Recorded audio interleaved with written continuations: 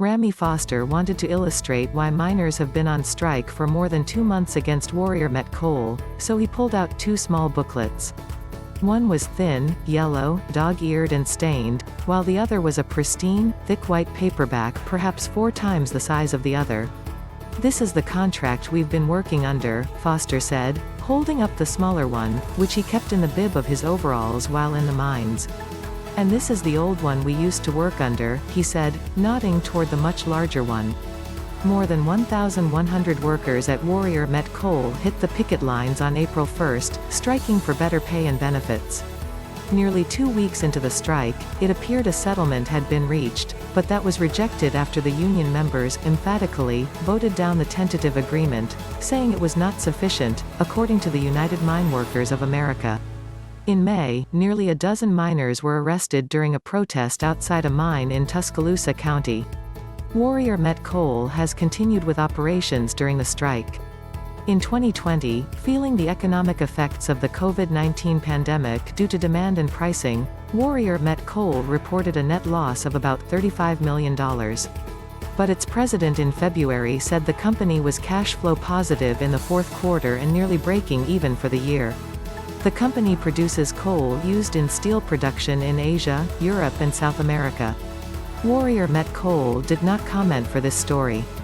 It's the first strike for miners in the area since the early 80s. Larry Spencer, District 20 Vice President of the UMWA, said the company has not moved from its last position. "We don't feel any closer," Spencer said. "We may have a meeting scheduled for Tuesday. Maybe it'll be better off after that." Spencer said the striking miners are hanging strong, though some are growing anxious to go back to work. "That's normal," he said.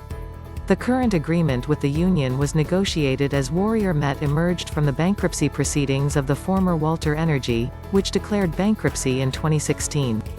Union members say they made numerous concessions in pay, benefits, holidays, overtime and in other areas to keep the company going and get it out of bankruptcy. "We produced ungodly amounts of coal."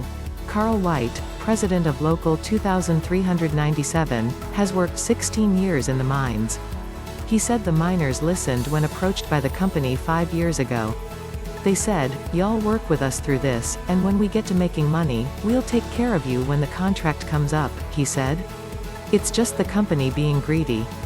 There are particular sticking points with the striking miners."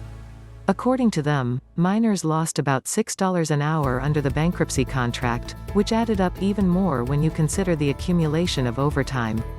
In the tentative offer, the company proposed a $1.50 raise over 5 years. Union members also talk of hits to 401k and pension plans, and pulling longer mandatory shifts.